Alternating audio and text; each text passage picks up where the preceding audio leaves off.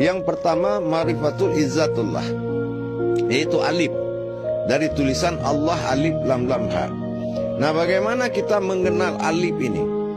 Nah, apa kodrat alif itu yang sebetulnya? Nah, yang kedua adalah ma'rifatul sifatullah. Nah, ini lam yang kedua, lam yang pertama. Nah, mana kodrat sifat bagi Allah pada diri kita? Yang ketiga ma'rifatul asma'ullah. Nah, mana kodrat yang disebut boleh disebut Allah dan boleh tidak disebut Allah. Nah, itu kodratnya yang harus dicari. Nah, yang terakhir adalah ha, dari alif lam lam ha tadi, yaitu mana yang dikatakan af'alullah, atau gerak dan pandangan semuanya adalah Allah. Nah, itu harus kita cari dan harus dapat dalam diri kita. Nah, jadi disinilah para jemaah sekalian, hanya kodrat yang menentukan, kodrat iradat ilmu. Berulang-ulang kali saya sampaikan, ini diperjelas dengan sejelas-jelasnya. Sudahkah kita mendapatkan kodrat Allah di dalam diri kita? Bukan Allah, tapi kodratnya Allah, yaitu alif lam lam ha. Ternyata kenapa hubungannya mengenal diri?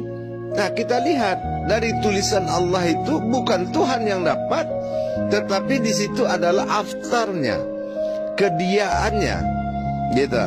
Yang dapat dari tulisan itu kediaannya yang berupa kehambaannya. Sifat dia bagi dirinya yang dia dijadikan hamba. Nah, ini hamba ini yang harus kita hadapkan ke dia.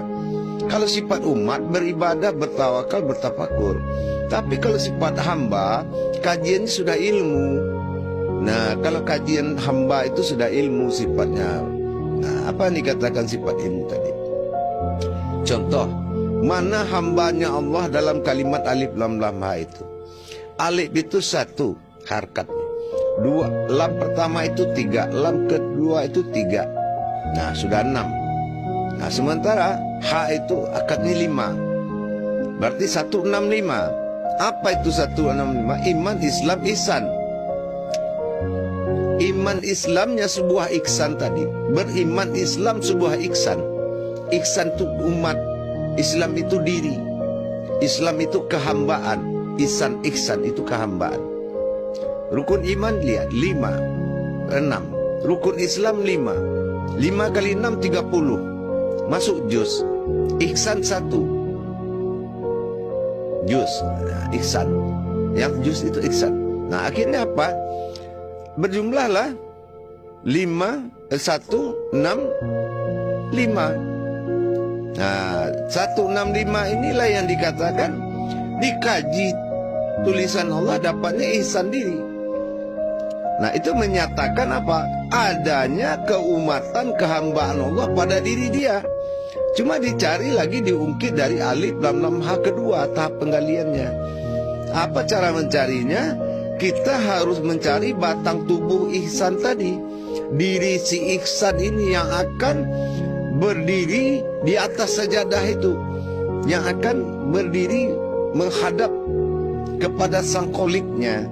Nah, kita akan cari di sini. Makanya ma'rifatul izzatullah. Nah, ini fungsi zat. Zat jatuh kepada sifat rohani. Nah, itulah insan. Lam itu adalah ma'rifatul sifatullah. Lam pertama dari alif lam lam. Mana sifatullah? Mana diri halus di dalam diri manusia itu, yang tidak zat, yang tidak nur. Nah, di sifat. Nah, yang ketiga itu adalah lam asma, ma'rifatul asma Allah. Nah, ini satu nama, tidak boleh ada nama yang lain. Satu kodrat, asmanya Allah, tidak boleh asma lain di situ. Disebut itu Tuhan, disebut itu Allah. Nah, yang terakhir Tuhan, af'alullah.